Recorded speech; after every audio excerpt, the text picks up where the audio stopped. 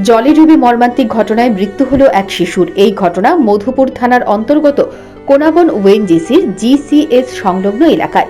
পরিবারের লোকজনদের অসাবধানতার কারণে ওই এলাকার কমল দেবনাথের ৩ বছরের শিশু সন্তান সুরজিৎ দেবনাথ শনিবার সকালে খেলার ছলে বাড়ির পাশের একটি জলাশয়ে পড়ে যায়।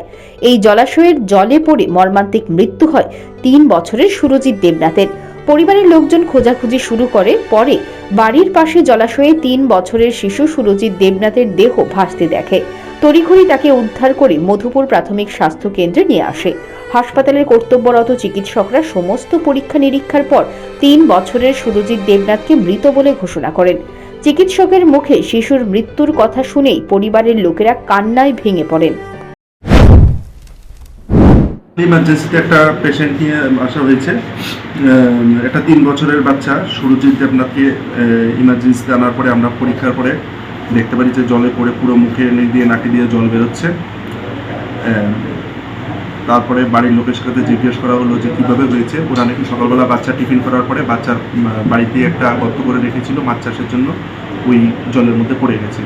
তো প্রথমে বাড়ির লোক বুঝতে পারেনি, ওরা বাড়ির চারিপাশে ঘোরার পর মানে এদিকে ওদিকে ঘুরে দেখেছে, খুঁজেছে। তারপর দেখতে জলের ভেতর থেকে বুদবুদ করে উঠছে।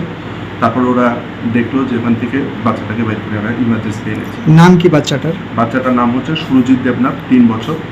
বাচ্চার বাবার নাম হচ্ছে কমল দেবনাথ। বাড়ি হচ্ছে কোনাবন, হরিহরতলা, কমলাসাগর। এদিকে চৈত্র সংক্রান্তির দিনে পরিবারের সবচেয়ে আদরের 3 বছরের শিশুর অকাল প্রয়াণে পরিবারের লোকেদের মাথায় যেন বাজ পড়ল। কেউ শিশু মৃত্যুর ঘটনাটি মেনে নিতে পারছে না।